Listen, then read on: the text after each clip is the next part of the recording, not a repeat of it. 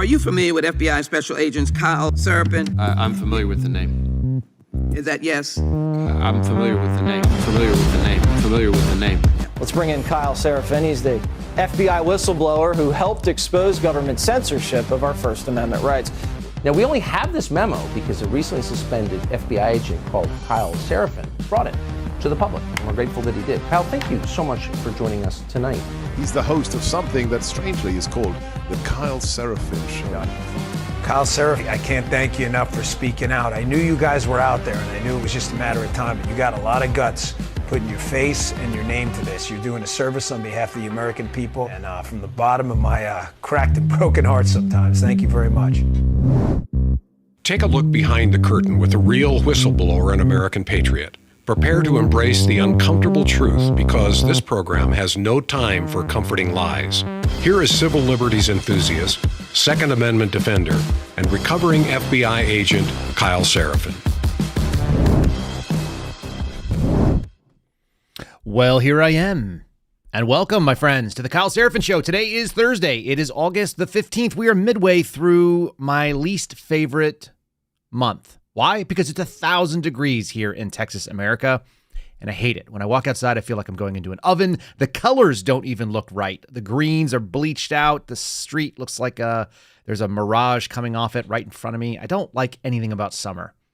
I am a winter animal. I am unlike Steve Friend, the human iguana that just wants to be warmed by the rays of the sun. I just want it to be turned off. I would run in the dark all the time. Yeah, I'm a little bit of a different animal. We got a weird kind of show today. I was looking for a thread. I always get up in the morning and I take a look at what's going on. I've been watching the night before.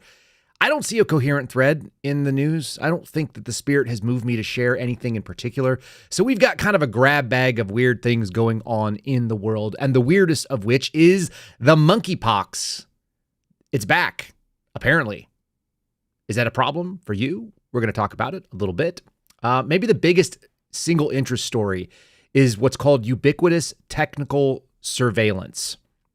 It is a thing that the federal government gets involved in, and they do it through the cooperation and the technologies that private industry creates. So we're going to talk about that, particularly a lawsuit out of Texas. I think that's going to be very interesting to you, and you should definitely be aware of these things as you're out there in the world. If you're purchasing a new vehicle, if you're purchasing a used vehicle, if you are just worried about federal government surveillance, which I constantly worry about. Not worry per se, but I'm always out there. Guys, we're running live right now on rumble.com, and we are running live on Locals and then on all the others, Twitter and so on. But I do not want to forgo the folks that listen to us taped in audio. So I want to thank you. If you're listening on Apple, if you're listening on Spotify, if you are listening on iHeartRadio or any of the other apps, Google and so on and so forth, if you're talking to an Alexa spyware that's spying on you in your kitchen, we do appreciate you guys. And I appreciate all the reviews that you guys give. But our audience on the audio, thanks for being there. I know that we do a lot of it that is visually presented. Join us anytime you can, and you'll get a kick out of some of the stuff that we do. But if you're not joining us, we do still know that there is a recorded show that goes out there to all of you. And I appreciate you guys continuing to be listeners. Let's get into, how about a Patriot Coolers promo right now? My friends at Patriot Coolers are making a great product. If you guys want to get one for yourself, just like I have, I'm using them for my kids now because I don't trust them to get their own water bottles in the back of the minivan. Also, I don't like them leaving them there, and I'll remember my own cups. So I've been filling up stuff like this. If you guys don't have one, this is what you're missing out on. This is a 30 ounce. You can get the 20 ounce. You can get the 19 ounce coffee mug, which is fantastic, and it will stop spills, which you will inevitably test almost immediately. If you're me, or if you're Steve Friend, or if you're Garrett O'Boyle, all the guys on the show, we have all regularly dropped these products, and they hold up. They keep things from spilling. PatriotCoolers.com is where you go find them. Promo code Kyle, just like all the other promo codes, KYLE. And it's always, if you forget, it's in the show notes. It's in the description. Underneath the description of what we're talking about will be the folks that we work with and the products that we support. We only support products that we use. Patriot Coolers is one that I've been using since 2017, since I was an active FBI agent, and I use it on surveillance, and I use it in a bunch of other places, and you can get your own just like mine. PatriotCoolers.com. There it is. Should we get started? This is kind of dumb. Someone asked if they have a 64 ounce. Yeah, they do have a 64 ounce. They have a massive gallon jug thing, and they've got a half-gallon jug if you want to keep. And I use that to refill my kids' water bottles. So yeah, they do. Should we talk monkeypox? Should we talk about the weird, stupid, kind of gross stuff? I put something out on social media the other day, and if you're not a gun person, it doesn't really make sense to you, but there's a meme that I found of Robert De Niro. Is it Robert De Niro? No, it's Robert Downey Jr., not even close to the same. Robert Downey Jr., and he's sighing, and he's going like, oh, and he's relieved, obviously. And it says, that face you make when you find out that monkeypox is mostly affecting bisexual and homosexual men, and you don't appendix carry a CZ shadow with a red dot on it. Which is a really, really, really narrow market of people that are going to get that joke. Because if you're a gun guy and you're into it as much as I do, you know that CZ owners tend to just talk about CZs. I've proved this. Even my friends in the FBI, I've got one buddy who really loves CZs, and every time I talk to him, and CZs is a brand of it's a European brand of handguns, and they make some like pistol caliber carbines and whatnot. In any case, they just always want to talk to you about them. And then somebody hit me up and they're like, "Is this when they're abusing kids?" It's like, no, they're not abusing kids. Other than talking about CZs for hours to kids, that would be abusive, I suppose. This is kind of where I start off with this. And I know this is kind of a silly topic. It's weird to talk about monkeypox in a non-serious way, but I don't see any other way to do it. I found this as I was cruising today. It says, I can't believe I have monkeypox. How did this happen? And then you see the entire month of June. And the entire month of June is just like a bunch of people piled on in an orgy with rainbow flags and transgender flags coming out of it with the news media filming it. And you go, okay, that's the meme. It's South Park, right? That's South Park that we're looking at right there. So if you're joining us for the audio, what you're missing out is a pile of naked, weird people that are cartoons with these flags coming out in the news media, and it's all South Park-y looking. And then the news media actually did the meme. I was dying laughing as I looked over on my screen, because usually when I pull up these news stories, I'll get the headline first, and here's the headline. I won't keep it from you. The headline comes up first, and then whatever the video clip they're going to roll comes in afterwards. And so it starts off with an advertisement. I got like 13 to 30 seconds of nonsense trying to sell me like, erectile dysfunction medicine, just like all of you. I get the same garbage. This one says Mpox outbreak. By the way, they don't want to call it monkeypox because that's offensive, even though that's what it's called. Mpox outbreak in Africa are a global health emergency, the WHO declares. And then the picture and the video begins with Pride Month ends with parades. I can't help it. It's so stupid. It's so weird. And then they had like videos of people like waving their flags and guys that are like really weird looking and kind of wearing leather and stuff like that in public. It's so funny because they did the meme, and the meme is that it was a bunch of gay people celebrating like with orgies and stuff. And then suddenly, a month or two later, like they're all coming down or worried about this. It's not actually an international outbreak, even if the WHO says so. The WHO is sort of a misinformation system, and they are pushing out false all the time. So I pretty much stack the deck. Whatever they're saying, I'm going to do the opposite of it. However, let's listen to the Director General. They always have these dumb names, don't they? So the UN has a Secretary General, and the WHO has a Director General, and they always have these like unbelievably ridiculously long multi-consonant names that I can't pronounce. So I don't worry about that. The audio on this is not fantastic, but I wanted you to hear it. And this got picked up on like a ton of different news networks, even though the problem, it appears to be in the place where monkeypox originated in 1958, which is the Democratic, it's the Congo. What do they call it? The DNC. It's not DNC. I'll look it up in a second here. I've got another article. I'll start reading some actual articles. But anyhow, this is the video clip of them announcing that this is a major world issue and it needs the world to pay attention to it. And again, we know who it affects. It affects CZ carriers who have a red dot on their appendix carry, and then also men who have sex with other men, pretty much exclusively. Today, the emergency committee met and advised me that in its view, the situation constitutes a public health emergency of international concern. I have accepted that advice. The detection and rapid spread of a new clade of Mpox in eastern DRC, its detection in neighboring countries that had not previously reported Mpox, and the potential for further spread within Africa and beyond is very worrying. In addition to other outbreaks of other clades of Mpox in other parts of Africa, It's clear that a coordinated international response is essential to stop these outbreaks and save lives. Okay, so you heard it there, and it's the Democratic Republic of Congo, the DRC. So it's a big deal if you live near the Congo, if you're one of the adjoining countries. As many as 500 people have died this year from it, which is something that happens all the time, it turns out. The numbers are actually in. This is not new. This is the place where it comes from. This is the place where it is. And so I don't know if they're pushing a new vaccine game or if they're just trying to let us know that people in the Congo are doing weird stuff. But that's it. And if you want to protect yourself, you can do a couple things. You can not participate in orgies. That seems like a good idea. You can not do any monkey business, as our chat is talking about right now. Just don't be a creepy, nasty person engaging in gross stuff. The other thing that I saw, there was a little piece, because this is the worst one. There were 2 or 3 children that were affected by this. And when you see the CDC trying to make excuses, and they're like, yes, we know that it's primarily tied to the community of men who have sex with men. I mean, the men gay community. She stumbles over her words about like that badly, and that these children were adjacent to that community. Lady, we talking about children being sexually abused, and you're going to try to pawn it off because it's a protected group? That is what goes on in our federal government. That's very interesting that they're willing to do that. Let me just read a couple little stats here about this. All this stuff came up. There was a story about how there was a dog that got it in France.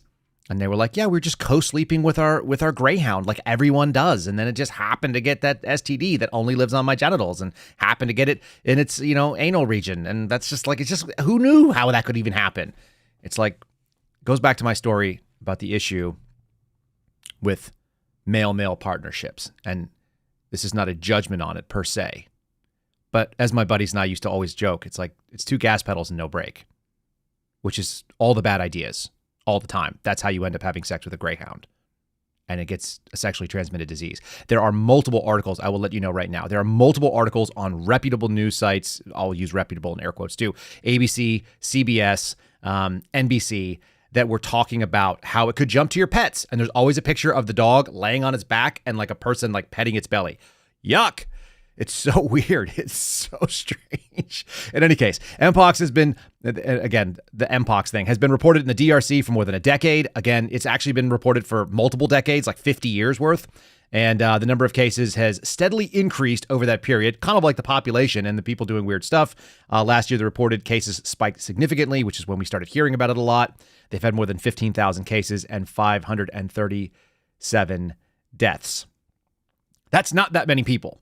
We're going to talk about another thing. These numbers they'll use like it's a couple hundred people. And you're like, oh, well, how many people live in the Congo? And I didn't look that up. So I'm going to do it right now. Because whenever you see these things and it's all based on like some number, shouldn't you know how many people we're talking? There's 100 million people that live in the Congo. 99 and change million. So 500 people is like a statistical nothing. And that's what I wanted you to get to, because we are going to talk about a couple of other health crises that are like flowing across, and there's multiple stories on these as well. Whooping cough is one of them. And there's just not that many people that are affected by it. So the news continues to do this sort of sensationalism. They're constantly trying to push this thing forward. And then they'll also cover for various groups, regardless of how disordered or how rare it is that this is actually out there in the universe. Again, this is the main release there coming from the WHO, and I wanted you guys to see it. I don't know how important or serious any of this stuff is, other than that fear porn that the media pushes. It's real, and it's deceptive, and it gives you a false impression of reality. I've got a little funny thing, a little clip that we'll play in a bit from the CEO of NPR talking about how the truth is actually getting in the way of whatever their agenda is, and that may be the case. And they'll also use little snippets of the truth to try to push things forward. I want to pivot over to election stuff, but not in the election the way that we've been talking about it, or the campaign that we've been talking about it. Do you remember how everybody thought that RFK was pretty great because he agrees with you about what? Vaccines. They were pushing an Mpox vaccine. RFK is anti-vaccine in general. He's kind of like an environmentalist. We don't really hate that per se, but he's like a total leftist. And so It's not surprising. People thought he was going to end up in the Trump administration. Wouldn't that be great? And that's not what's happening. That's not what he's trying to do because he's a Democrat. He's a Democrat that's running as an independent because he couldn't get the nomination because they wouldn't give him a chance to run against Joe Biden, which I think he would have been better at, and he probably would have been successful. I think that RFK probably could have supplanted Joe Biden. He was so bad, but they probably already knew they were going to do this coup. You kind of can see it in the rearview mirror. I would say it's more like God's plan, although these are like evil people that think they're gods. When you look in the rearview mirror, all the weird things that happened in your life, you're like, I don't understand why that happened to me. And then 10 years later, as you're looking at that path, you go, aha, now I understand. I understand why I went through the things that I did. And in the same way that I've done that in my personal life, I'm looking at this thing and we were wondering, it's like, well, why was RFK being squeezed out of the DNC? He seemed like he was a better option. It's because he's not the option that they had predetermined to get in there. They wanted Kamala Harris. So you're talking about a man that has no business actually associating with, but he was somehow getting some credibility from people on the political right simply for his take on COVID and the vaccines. But as you guys are appropriately mentioning in the chat, he's anti-gun and always has been. That's just his thing. He's a Democrat. He's a Kennedy. And he's pro-abortion. And he's okay with it. Theoretically, as a Catholic, that's even more atrocious. All this stuff is not... It's not conservative, which has gone to this bigger point that I've been making, and I've been making it on social media to mixed audience. You can be a Republican. I know a lot of people that listen to the show are Republicans. I'm fine with that. You can be an independent, and some of you are independents as well. And if you're an independent and you're conservative, that means that you actually believe in conserving things. You want a certain amount of our institutions to remain as they were. You want our values, the societal norms to remain as they were, which is why we're making fun of things like monkeypox, because it's absurd that we're having that conversation. Being a conservative, lowercase c, which is the only way I describe myself, is not the same as being Republican. It's not a one-to-one. Republicans can have a big tent, but I don't have to welcome the people in it, which is including people like Lady MAGA USA, a guy who dresses up like a woman who's like over 6 feet tall. I think they said he was like 6'6". He's this very tall man dressing like this cartoon garish caricature of a Southern woman, and it's nauseating to me. And it normalizes things that are gross. So Republicans can reach out and try to make contact with RFK, but RFK and I, we share zero common cause outside of we both think that the pharmaceutical industry is coming after us in a way that we don't like. But we're not going to agree on policies. Not even close. It's just interesting because this is the headline and there's multiple different news agencies reporting it. RFK Jr. reached out to the Harris campaign looking for a spot in the administration in exchange for endorsement because he does bring some amount of people with him. The question is, are people going to look at RFK and go, okay, we like what you're about. We like your stances on these things. By the way, he picked a hard leftist for his running mate as a VP candidate. Even though he's basically irrelevant, he still has the potential of drawing like a small percentage of people off, the undecided types. And those are the people that theoretically that Donald Trump would want to grab or that Kamala Harris would want to grab. He's an independent, but he's a leftist, 100%.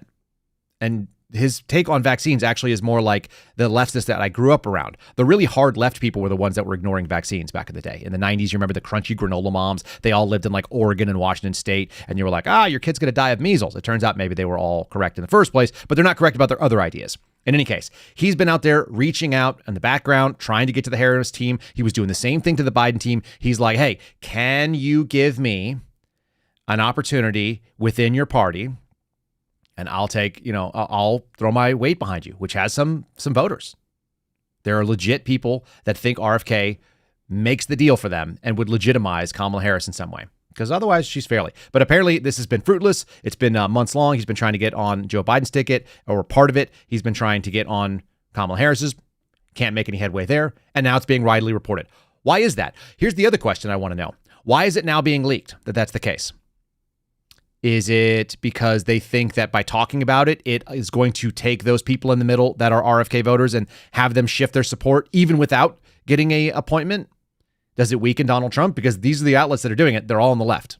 They're all leftists that are trying to push that. It's not clear to me. But I always want to know, what is the aim of the media? That sort of side animal that's out there. And it's not like we're getting real good answers. We're not getting good answers to any of these questions. In fact, I got some good videos here.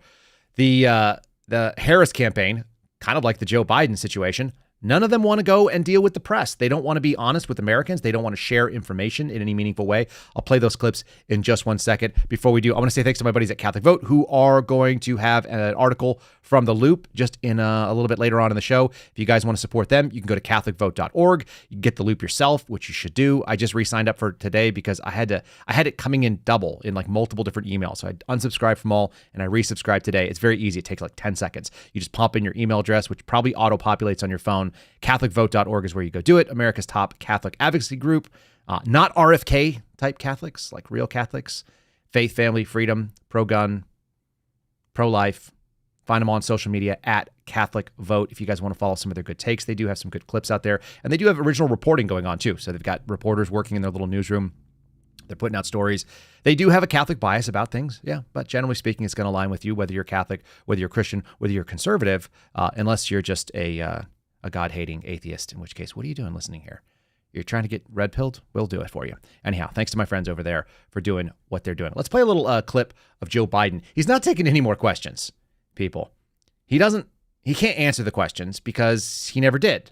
The interesting story is, and I'll play the follow-up clip, is that Kamala Harris is basically taking a page out of the boss's playbook.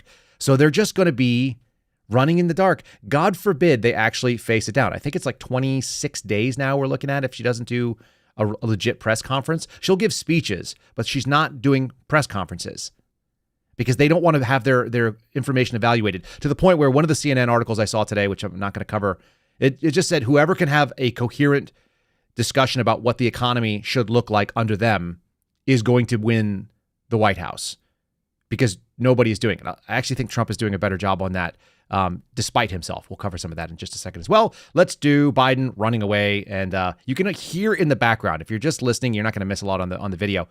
There's a woman who shuts it down the minute he starts going off script. Yes.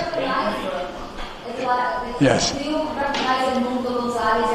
Shh. I'm not going to answer your question. I'm talking to them first, okay? The audience first, okay?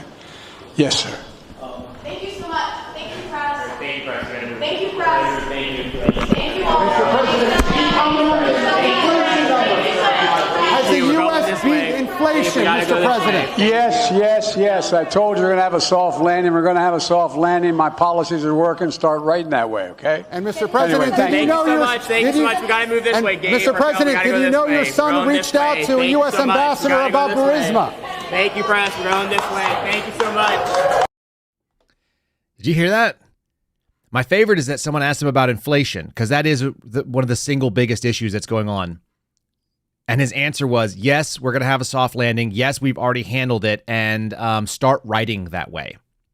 He's directing the press. He always does this kind of thing because he's old and he's crotchety. He's like, just start writing that way. Just start saying the thing that I want you to say because I want you to say it.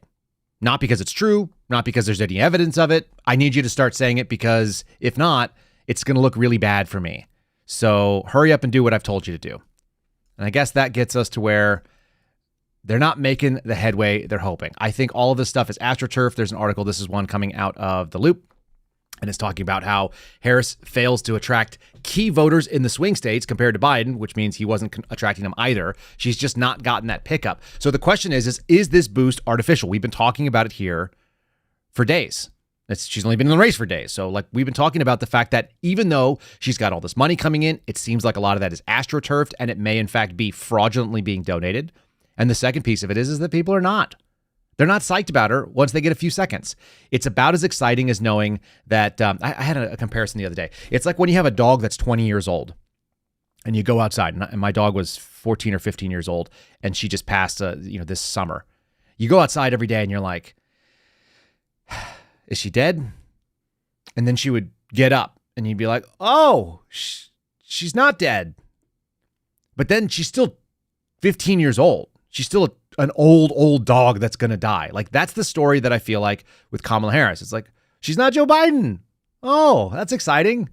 Oh, she's still terrible. She still has been doing a bad job at her actual job. She's supposed to be doing something. Here's the fun little take. I think this is a fruitful line of questioning or a fruitful line of attack that Donald Trump has taken on.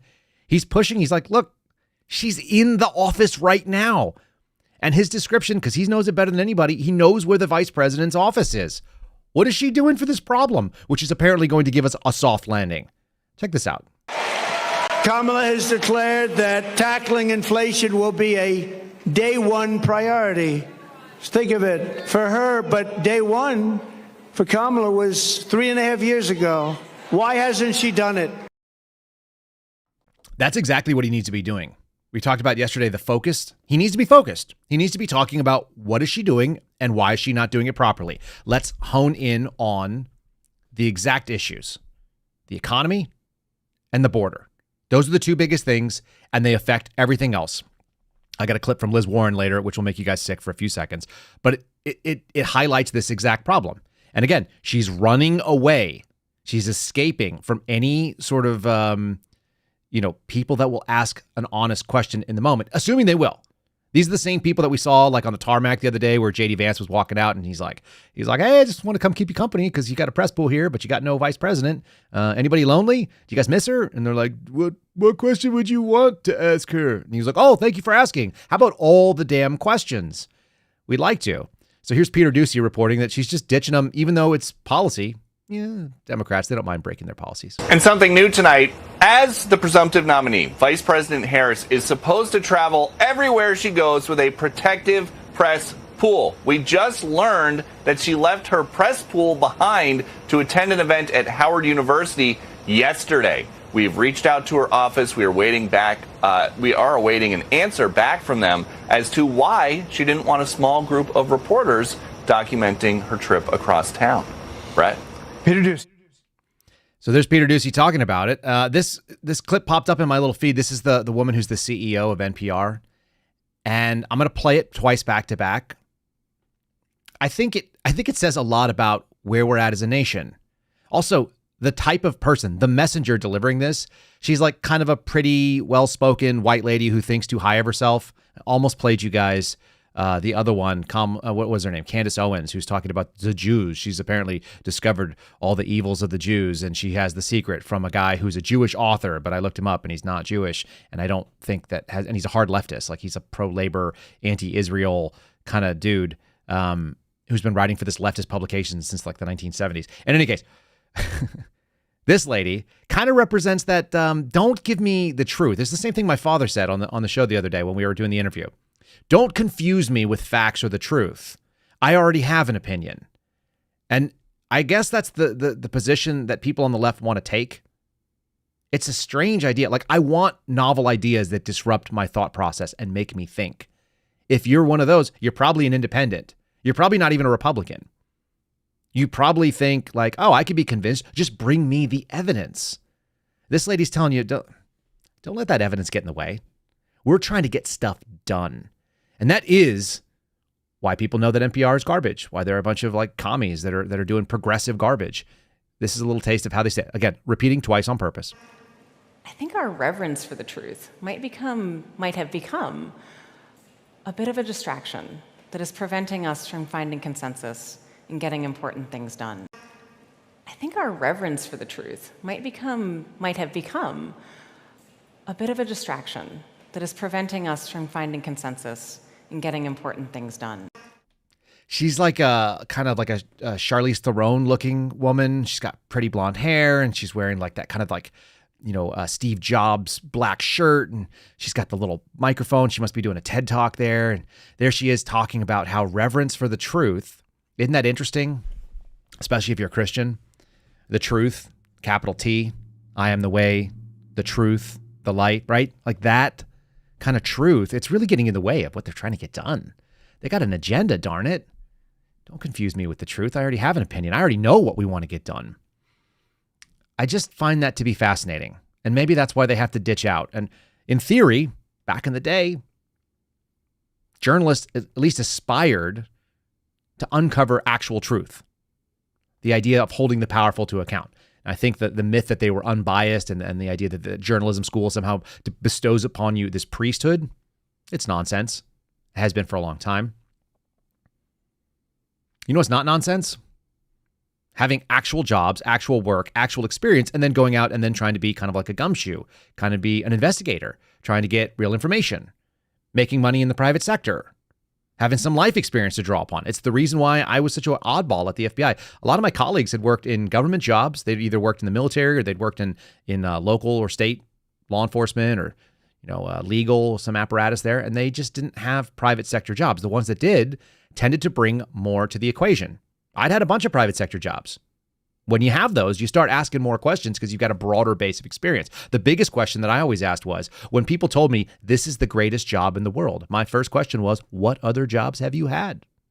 And if the answer is you don't have any other jobs, then how the hell do you know what the best job in the world is? It kind of makes me like what Trump had to say about these two. Now, he gets on these meandering messages, and I dislike that. I wish he would focus in. But there's something to be said about the fact that every job Kamala Harris and Tim Walz have had was in government, kind of like Joe Biden, kind of like people who have never had private sector employment. Of course, they think the public sector is the answer to everything. They don't know anything else. I think this is one of the better points that he's made. I'd like to see more of this. I'll give you guys a chance to listen to it as well. Kamala Harris wants to be in charge of the entire U.S. economy, but neither she nor her running mate is the beauty, isn't he? He signed a bill. He wants tampons in boys' bathrooms. I don't think so. Tampons.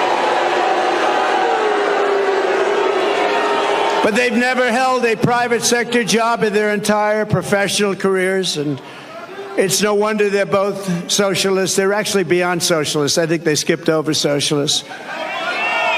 That's why I think when people find out, because you don't know who these people are, I think when people find out who they are, I personally don't think they can do well in the election. They've destroyed this country. What they've done, when you look at San Francisco, what happened to, and she was the one that started it. Years ago, she was district attorney. Then she was the attorney general of the state of California. California is a disaster now. Now, Gavin Newsom hasn't helped very much, but it's a disaster. She was the one. This November, voters are going to give radical liberal Kamala Harris the opportunity to try something new, a real job in the private sector for the first time in her life. It's a pretty good line, right? When I was in the military and I separated, which was in 2012, I referred to it as being promoted to civilian, right? Because my rank was E3, which is a very low rank. You have no authority. You have more authority as a civilian. But isn't that the thing? He's honed in on something. He thinks they skip past socialists. His meandering, he could tighten that message up. Like I said, the focus end of it would be nice because the soundbite would be better. But that little zinger line, giving him an opportunity to work in the private sector for the first time. Yeah. How about that? How about you get a chance to do a job? The problem with people who work in government and live in government and all they know is government is that they actually think that the government exists without the industries that it's serving. They forget who they're serving. There was a recruiting video that was on by Rob Green, who's been a guest on the show, and he's really big on military accountability and the vaccine mandate that went in and injured a bunch of soldiers and airmen and Marines and sailors and so on. And his piece was that the recruiting videos tell you everything you need to know about the military. None of them, not one of them, said the reason they serve is because they wanted to protect the Constitution. And they're all warrant officers, senior enlisted, and senior officers. They're showing these people, why did you serve? I serve because it's the greatest people in the world. It's a great job. Like there's nothing better you could do than serving your country. Yeah, but what is the purpose of it? The purpose needs to not be that self-licking ice cream cone. We exist because we need to exist. I have a job because someone needs a job and I have that job. That is garbage. And there is something to be said about the fact Kamala Harris became a DA. She was elected to DA. So she was working as an assistant DA before, but she was elected DA in 2003. I just looked this up before we got started. So she was playing in California politics for about 20 years. Well, and she was a senator, right? And then she's so a little bit less than that. But she's got a lot of time where she was in an elected office with a lot of authority, and San Francisco is a disaster. And it used to be a beautiful city. It's the city, outside of which I was born. And so I remember as a little kid, like some of my earliest memories, taking the BART train in and going and seeing my dad, who was working in the city. And it was awesome. And there was a reason why people went there. They used to have a thing, and I want to say it was either Twain or it was Norman Mailer. I can't remember who, but it's they were talking about all the U.S. cities, New York is a bustling cosmopolitan, and Chicago is the great American city, and Los Angeles is a plastic constellation, and San Francisco is a lady. That was it was a beautiful city on a, sitting out there, hanging out in the bay in that peninsula. And you could see it when you drove in, and it's just not that anymore. So hold these people accountable to their records. That's what I would like to see. And also maybe the way that they're approaching these campaigns are really important. This story that we talked to you about from Axios the other day about the headlines, the manipulated headlines. They've gone on a defensive campaign where they've pushed this woman called Kate Bedingfield, who used to be part of the Biden administration. She was like a press spokesperson or something like that. And now she's a political correspondent, blah, blah, blah, for CNN. And here she is trying her best. And just, if you're not seeing this, listen to it. Listen to how uncomfortable she is trying to make this argument, because it's not an argument you want to be making. She's defending something that is very difficult to defend. It's called dishonesty. And if you're watching the visual of it, watch how she's constantly shaking her head back and forth. Her body is actually denying the thing she's saying as she says it. I want you to see this because it's very telling. It's hard to lie for a living, especially if you're used to doing it in print, because nobody sees your body language. It doesn't translate one-to-one from being a liar who types out a message and sends it out on a social media platform versus trying to do it on live television or even recorded television. Your body will betray you if you're not well polished. You can always see the ones that are not good at it. She's not good at it. Here's Kate Bedingfield talking on CNN, trying to defend that manipulated search results that they're doing on Google. This is real election interference. During the break, in terms of, is this something that's normal? Is this something that campaigns have been using? How do you defend kind of the... Yeah. Well, this is part of paid advertising. I mean, if you are somebody who's reading a news outlet on your phone, you'll see embedded ads come up sometimes in those stories that, on first glance, look like a story by the outlet you're reading. But if you don't, if you look at it more closely, it says sponsored content. I mean, this is something that the search engines do. It's part of the way they generate ad revenue. So there's nothing about it that is, violates their terms or is in any way unethical. I mean, this is part of the way that paid advertising works. And, you'll see it. It's certainly not just political campaigns who do it. I mean, just as I am reading things online, sometimes I'll I'll sort of double look at something because it feels like it's an authentic piece of content. And then you see it's paid. So it is incumbent on the viewer, the reader, the consumer to have a discerning eye, not just on political content, but on other ads. That's it. She's just shaking her head left and right. And you can even hear the verbal tick. So those of you who are listening only, you can listen very aggressively, or you can come in and tune into the show at about 40 minutes in, and you can see this very specifically. The body is betraying you because you're not being honest. And this is not something she's used to doing. She's obviously not well trained in this space. She hasn't spent a lot of time watching her own body language. And so it's emphatically saying the opposite, which is kind of the message that I think Trump's campaign should be hitting home on. JD Vance seems to be a little bit tighter on his messaging. I've got this little clip here. I like it. The more I hear JD Vance, look, he's got maybe some skeletons that we're going to find out, and a bunch of money, and I'm sure there's people that have influence. You don't make that kind of money without making some powerful friends, and we know that, and Peter Thiel and the whole thing, all of this kind of like his venture capital background, so be it. But what I do like are smart people, and JD Vance is that. There's no question about it in my mind. He's certainly smarter than the two other people on the other side of the ticket. He's certainly a more articulate messenger than Trump is. And so there have been criticisms on political leftist sites. I saw it on CNN. I also saw it, I think, on NBC, that JD Vance is like doing the heavy lifting for Donald Trump. I mean, Donald Trump is almost 80, and JD Vance is less than half that. So let's let that happen. If you're younger, you pick up the heavier part of the load. You guys ever done any moving with like a parent? I've done it with my own father. It's like, hey, give me the heavier side. Why? Because I'm younger. I don't know. Like I get injured and I recover better. He's quick. And he's sharp. And here's a little taste of him honing in on the fake nature that I think a lot of us see, this fraudulent sort of push in the Harris campaign. It's difficult to believe because it came out of nowhere in less than 4 weeks. And so everybody should be skeptical. Democrats should be skeptical. And if they're not, maybe they should listen to JD. Now, I cannot get over, my friends, about everything about her campaign is fake. A fake joy that comes from being promoted to a new position instead of using the position you already have to do your job and make the lives of the citizens of this country better. It's a fake ticket that never earned a single Democrat primary vote. It's a fake platform that offers no specifics about how to do the people's businesses, and a fake promise to change the government, even though she's been in charge of that very government for almost 4 years and hasn't done a damn thing. What do you mean? I thought everything was going fine. Biden just said it was fine. The U.S. beat inflation, Mr. President. Yes. I told you we're going to have a soft landing. We're going to have a soft landing. My policies are working. Start writing that way, okay? All right. Can you just start writing that way? All right. Okay. His policies are working. He already said it. Write it down. It's very good. This is the line of attack. This is the focus, the failure. And one of the fun things is when Democrats actually acknowledge their failure. We're going to get into the spy stuff in just a second and the surveillance that's going on and some of the weirder messaging is out there. But the heart of this message continues to be make them own their policies. My favorite, my absolute favorite is when one Democrat is saying like, we're going to fix these problems, this and this. And another one is like, hey, these problems, here they are. And she says it in all of her little stupid TikTok style driving. I'm just like everybody else, but somebody else is driving me in this SUV because I'm so important I don't even have to drive myself. And someone else is probably holding that phone for her. Here is Elizabeth Warren acknowledging a problem that is 100% created by the government. This is a governmental problem.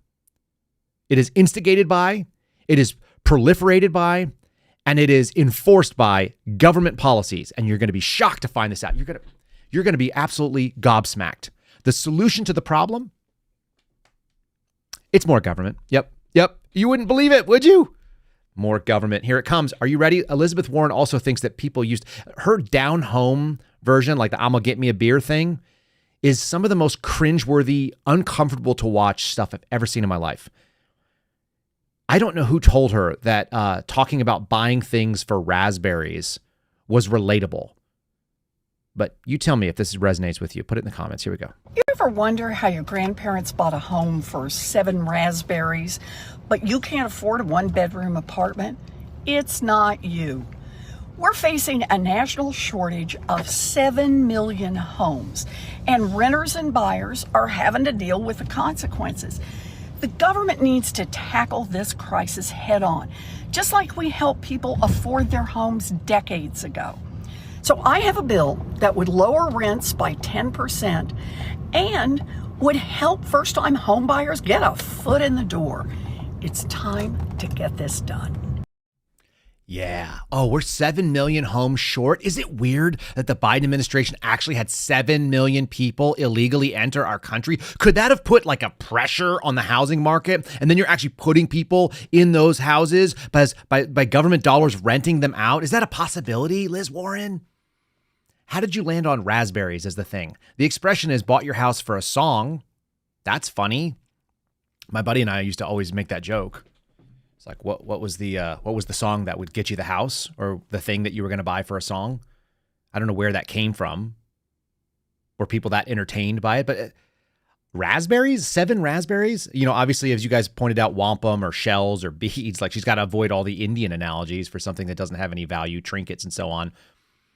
It's really, really strange. And then when you read the stuff online, when people post these she posts these videos and then she just gets lit up by everybody because she's a moron. The only people that like this want to be lied to. They want to hear that it's totally normal for people to alter the headlines so that when they walk out there and you're like, hey, did you see that Axios was reporting the Harris administrator or the Harris campaign is out there manipulating headlines and putting fake Google search results in? And they're like, everybody does that. That's what advertising is. They're a private company. Yeah, with a monopoly that totally believes in what we're trying to get done. You probably have too much reverence for the truth is the problem. He said his inflation is going great. There was another little piece of that Biden inflation press conference, by the way, or whatever it was that he does. And it was really good. It was a spokesperson, actually, now that I think about it. It's the nice looking black guy. He's a really good liar for the Biden administration. And he came out and he said, we've reduced the rate of inflation by 60%. So I did numbers on this, and I'm going to try to remember them from earlier today because it was like an hour and a half ago when I was looking at these articles. And I was like, okay, inflation is the rate that you are accelerating the devaluing of our currency. It's a percentage that we are losing in value. And if you reduced whatever it was by 60%, it's still increasing. So consider this. if you were driving at 60 miles an hour and you did a 60% reduction in your speed before you hit a crash, you'd only be going 24 miles an hour. Are you cool with that, or do you want to go to a stop? They haven't even stopped the rate at which inflation is increasing. They've just reduced the rate, and that's considered a victory. That's why everything's more expensive, and it continues to get more expensive, and your dollar gets worse and worse. And the solution to it is manually change the rent rates with a federal law because Elizabeth Warren is trying to buy some votes for people that don't understand how money works and thinks the government getting involved. Name one thing the government gets involved in that gets cheaper. It's impossible. They got involved in education. Do you want to pay today's tuition, or do you want to pay tuition from when I was a kid? Or how about when my parents were kids and what they paid? You hear people and they're like, yeah, I spent like $1,300 on my entire college degree. That was a lot of money. And you're like, oh my God, like, what are you, 1,000 years old? And they're like, no, I'm in my 70s or my 80s. You hear people say, I paid $60 a semester for tuition. My semester was like $1,200 at a state school. There were obviously more costs involved in that, but the tuition itself was like $1,200. Can you imagine going to a state school and paying $2,500 for a year of tuition? If you had a job and everything else was covered, like that's how much it was for a full course load. There were obviously more costs because you're living, because you're a student, but still, the change is dramatic.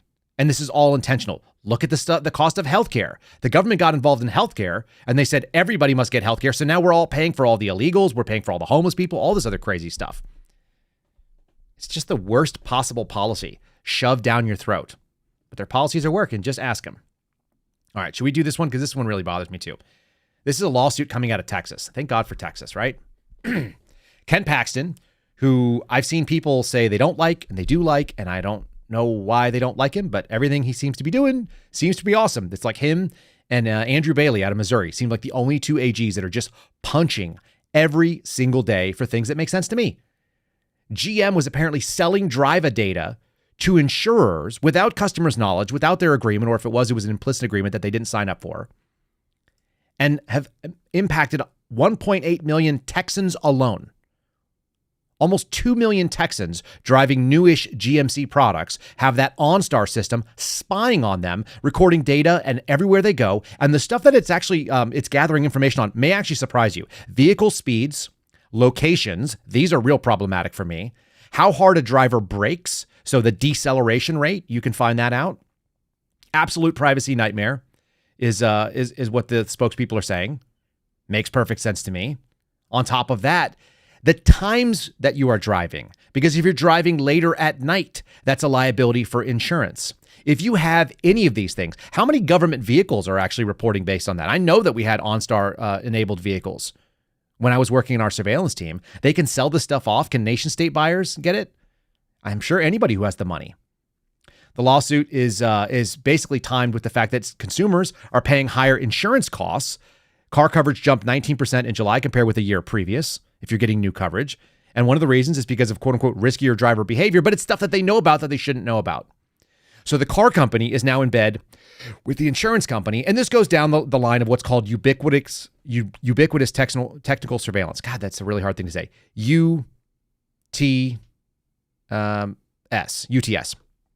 What that means is that a lot of the things that you are working with, cell phones, your vehicles are a big leaker, private, any stuff in your home, televisions and so on, they're all putting out all these signals. Some of them are gathering information and some of them are broadcasting information. One of the things that we were able to do, and this is actually like kind of scary stuff, your car has a unique signature because of a lot of different RF signals that are being pushed out in the world. The OnStar is one piece of it. But like, for example, have you ever wondered how you can see the pressure in your tires? Think about it. You look down on a little menu and it'll tell you the pressure on every individual tire. Well, how are they doing that? Because the pressure has to be measured from inside the tire and the tire is spinning and you couldn't have a wire connected to it, could you? There's a tiny little battery operated RF device that is just picking up the pressure. And as it decreases, it can tell like what the barometric pressure is in that tire. And that little RF, which is radio frequency, is beaming it into a receiver that is in your car, but it's not directly in there. Think about how far your back tire is from the front where the receiver is. So it's sending a signal that can be picked up from a couple feet away, maybe 10, 15, 20 feet away. It's not a strong signal, but it's strong enough that it goes in and it's a unique signature. Each one of those RF little transmitters has a unique ID. And when you put 4 of them together, that's the vehicle. And you can figure out where that vehicle is in real space and time. The government can pick it up. Nation state actors can pick it up. OnStar's picking it up. They're telling you whether or not you're maintaining your vehicle properly. And that stuff's being leaked and then being able to be purchased. So they're selling out where you are, how fast you're going, how well you're maintaining the vehicle, all these things. None of this stuff was a problem even in the last, even 10 years ago. This is all relatively new technologies that we don't have an answer for. And so privacy laws, instead of the government doing that, they're trying to get involved in saying whether or not rent should be the cost that it is, even though there's a market that does it. They're just not serious people. And this is a real serious threat to your civil liberties, I think. You should be aware of it as you go out there and buy new things. You are going to always be trading a certain amount of privacy and freedom when you get convenience. If you don't know that yet, everything is trying to subscribe and they're all trying to get your information and they all want to be able to turn around and sell your data. So protect it. It's your responsibility. Nobody else is responsible for it. Let me do this little thing. This is what they are doing with their time. This is the FBI investigating Arizona man who said he was going to kill FBI agents and politicians because he's angry. 37-year-old man out of Rio Verde, Arizona. A series of threats online against FBI agents. I mean, FBI agents are armed. He was threatening FBI agents, elected officials, and the judge that oversaw right-wing conspiracist Alex Jones' defamation case, which, by the way, that case is absolutely atrocious. The $1 billion judgment against Alex Jones is insane that we allowed this to keep going on in this country. And I don't think there's any way to do it. I talked to Owen Schroyer. I said, can you guys appeal it any higher? And it doesn't sound like they can. For about a 2-year period between May of 2021, imagine that, 2021, and November of last year, primarily on social media platforms, one that's called Patriots.win, which describes itself as a community of choice for President Donald J. Trump. So they're going after a Trump supporter. He just had to plead guilty to making threats against federal officials, and he's going to be sentenced in October. He faces up to 10 years for his words, which it doesn't sound like he has the ability to carry out. The idea of a true threat is a thing. If you guys want to go back and watch an AMRAD podcast with Steve Friend and Garrett O'Boyle, they break this down long form. What constitutes a true threat? Most of these do not. But the fact is that in court, especially if you're going to be put in front of a jury that is otherwise sympathetic, you don't have much of a chance, and almost everybody pleads out when the federal government comes for them. So there's that, which is very, very serious. This is how serious the organization is that investigated him. I thought this was interesting. This came from FBI Newark's Twitter page yesterday. They're trying to do a recruiting event. I had 2 or 3 people that were former FBI agents or retired send me recruiting events. They're actually putting white guys on their, older white guys, in their 50s, on their recruiting posters. I don't know why. This says, the FBI is calling. You should answer. We're hiring in New Jersey. Use the QR code to register for the upcoming event.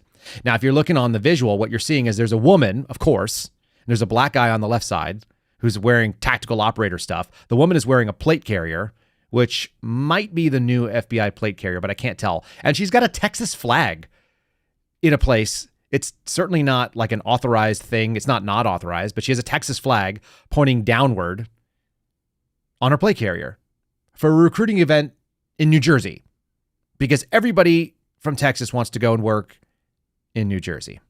I don't know. If you guys are interested, you can probably click on the QR code that's on the show and get your way out there so that you too can answer the call of the dirty, dirty FBI. Let's pivot back to the last couple little pieces here before we do. Speaking of body armor and tactical stuff, how about my friends over at Shield Arms? If you guys want to get yourself a sweet deal, look, I put my two different pictures. This is a folding SA9. It's a 9mm pistol caliber carbine. Why did I buy it? Because I have plenty of 5.56 and 300 blackout, and I just wanted to. So for any of you who want to hate on that, hate on something else. These are really, really neat firearms. They have an integral folding stock option, and it's very, very lightweight. It's built into the lower. You can save 5% by using my promo code, which is KYLE. Go to shieldarms.com if you want to check out their outstanding firearms. They're really, really good, and I'm going to tell you why I think they're so good, all right? Because I don't always break this stuff down, but I went to their website. They also make 5.56 caliber stuff. Don't worry about it. 16-inch or pistol. They have a 11.5-inch barrel if you guys want to check that one out. That's a 7.5-inch pistol caliber, pistol, AR, blah, blah, blah. They use really good stuff. They're using mid-range gas tubes. They're using the right rate of twist, which is 1-7. They've got good steel. But the other thing that I think is that they put a lot of the aftermarket stuff that you would otherwise want. They've got ambidextrous radian Talon safety selectors. They've got a really good drop-in trigger. The trigger's excellent. It's a 3.5 pound single stage. It's got anti-walk pins. All the stuff that you would normally spend money on after the fact if you are a person who wants to kit it out, they've already done it. The guys who are putting these weapon systems together are shooters. They came out of the Army Marksmanship Unit, which is an elite shooting unit for the U.S. Army, and then they've also come out of like competitive shooting. And their guy that runs their sales is a Green Beret, who's a friend of mine, and he's an 18 Bravo who used to work for like Maxim Defense and some other really cool companies. They make awesome stuff. If you guys want to save money there, go to shieldarms.com. Promo code KYLE. I'm just telling you that because like I bought their stuff. Like I carry their magazines every single day. They're good. They're a solid option, especially in uncertain times. Let's do some of the other dumb kind of things out there. Like I said, not all of the news made a lot of sense to me. Let's do female altruism last. Let's do this one right before that. How about whooping cough? It's accelerating. This is all of this push to get you into a hospital and surrender some of your sovereignty to a medical authority. And one of them is going to be talking about this whooping cough, pertussis. It's a big problem, allegedly. There were 259 cases of pertussis reported during the first week of August, says the CDC. And that is up from 215. That is nationwide, people. It's the same sort of like, 15,000 people out of a country of 100 million. This is the same kind of like fear tactics. Pennsylvania, which is what you're seeing. There's a woman in Pennsylvania who is walking her daughter. They had almost 1,500 rather cases this year. Do you know what the population of Pennsylvania is? It's almost 13 million. They also give some stats about New York City. They had 1,266. New York City has a population that is 50% bigger. It's 20 million people live in New York State, rather. And we're talking about 1,200 cases. This is not an issue, but the fear tactics, and you will hear people do it because they'll get worried. Oh, are your kids or not? Have you gone out and got your whooping cough treatment or whatever it is? These things keep pushing only because places like CBS's Health Watch, which is where this is coming from, are trying to make it an issue. And that issue is based on altruism, and it's based on a false altruism and like people's inability to do basic math, I think. Here's another one of them that came out of the exact same little section. This one's from the Evening News. This is also CBS. But this is, I think, where I wanted to wrap up today. The misplaced altruism, the weaponization of the femininity in this country. This story is about, I don't know, it could be like a human interest story. Do not ignore the ability. An ER nurse is fighting for the rights of amputees to join the armed forces. And you're like, oh, okay. We're talking about the armed forces. We're talking about nurses. We're kind of favorable to nurses historically, although they do a lot of tyrannical stuff. We love the military. Great, great, great. This woman that you're seeing on the screen that's out jogging, and there's another picture if you guys want to go and find it. She's in Spokane, Washington, and she's a jogger, and she's motivated, and she's physically fit, and she's patriotic, and she wants to be in the military. It's everything the military wants, except she has a birth defect, and she had to have her left foot amputated when she was 10 months old, so she doesn't have a foot. I'm sorry. There are people who have flat feet that can't go in. There are people who have asthma that can't come in. They don't need you. You're motivated, you're physically fit, great. Sorry, that's misplaced altruism. The reason why, and they were talking about, the applicant doesn't meet the established physical standards. There are physical standards for doing jobs in the military. And if you're an amputee, you don't qualify. Now, here's the thing that they're bringing up, because they think this is hypocrisy. And this is why we know that the political left continues with their misplaced altruism, with that feelings over facts. They want to say, well, if you're an active duty troop and you lose a limb, you're actually able to serve. Do you want to know why that is? It's because you still have the skill sets, because the military probably spent a ton of time training you to do something. And anybody who's ever been around guys who have been blown up, or who have had traumatic amputations, or have had injuries or even diseases that they were actually contracting on duty, all of the things that they knew how to do, they still know how to do. And there is a place for them because they don't need to be retrained in that stuff. And they have incredible experience that can be passed on. We had a guy that was a master sergeant that was in my squadron when I was training at Lackland Air Force Base. And he had been burned over like 85% of his body. His face was absolutely gnarled. And I guarantee he couldn't fit a gas mask. And I guarantee he had like most of his fingers were burned off because of an explosion and an intense fire afterwards. His ability, he was a recruiter actually. He went out there and he told people exactly what could happen. And he was a great example of like, this is what's on the line if you want to sign up. And people still wanted to sign up. Those are the people. There is a major place for people who have been wounded or injured and amputated while they're service members. But who cares? You were a 10-month-old and you don't have a foot. I'm sorry. You have no right to be in the military. This is the difference. These people are basically looking out there and they're subverting the needs of the nation, which needs certain people to come out there and protect the Constitution. And it's all about me. I want to do this. And that is not what military service is supposed to be about. I just found it very interesting that CBS was going to put their platform behind this. And the last one that I'll show you, which I think is just kind of funny, beyond all belief. This is something that popped up on CNN. And I just have to ask you guys, so hopefully you guys will put this in the comments below. There's an entire article about this. How did participating in the Israel-Gaza campus protests affect your job prospects? Can you please tell us, if you're a younger person and you're coming out of college, can you tell us about your participation in the Israel-Gaza campus protests? We're writing a story over here at CNN, and we would really like to have your input. And if you're someone who's a little bit older and you decided to go to a college campus protest because you're a grown-up that doesn't know how to keep your business by itself, can you please tell us how those protests affected your job prospects, your hiring? Did you showing up on a website somewhere or in news coverage, even though your face was covered and those mean right-wingers covered it? Can you talk about that for us? Totally wild. Totally wild times we're living in, folks. You can't make it up.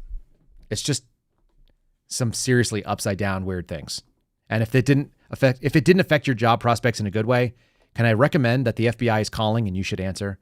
Check out the Newark, New Jersey recruiting office. They would love to have you, if you're a lady who looks a lot like the person in charge of NPR. They would love to have you come in and do some propaganda work for you, for them, for America, but mostly for yourself.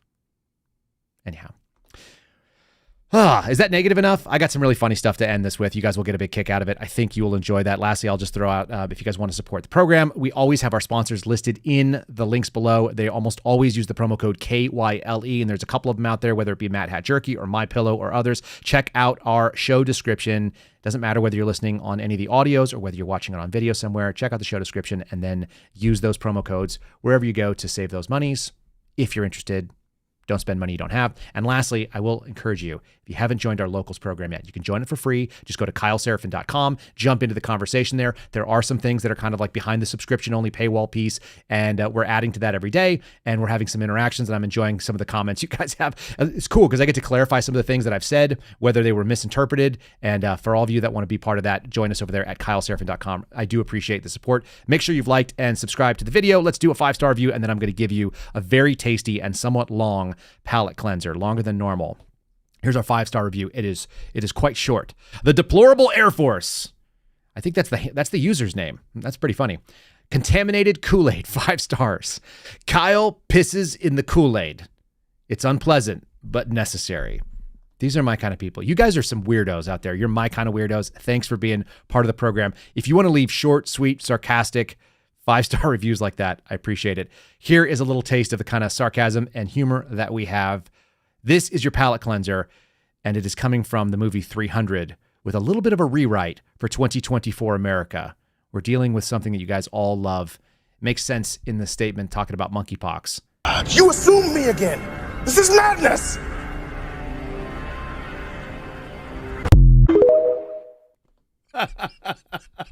Like, apparently this was pretty well received by our live chat. I hope you guys like that. This is biology. And then the Spartan kick into the pit. I'd watch that whole movie, wouldn't you? Would you just watch the total remake of 300 going after gender ideology? They certainly made it pretty fruity when they made that movie. So who knows? The good news is that if you think that way, you're not alone. Somebody spent the time to put together that brilliant palate cleanser. That was something that they put their time and their blood and their sweat and their tears into, or at least their typing skills. That means there's some nerds out there that think we do the way we do too. So don't give up hope, folks. We'll see you guys again tomorrow for the Friendly Friday. It starts at 0930. If you guys want to join us live, you can do so on rumble.com. You can join us on X. You can join us on the other places. I hate saying X, but I'm going to do it. It's just, I've just moved on. I'm not going to fight anymore. I'll have something funny for you guys there. That'll be extra special. God bless you. Hang in there. Stay in the fight. Don't lose hope. We'll see you guys tomorrow. Thanks for listening to The Kyle Seraphin Show, streamed live weekdays on rumble.com/Kyle Seraphin. Follow Kyle on Twitter, Truth Social, and Instagram at Kyle Seraphin.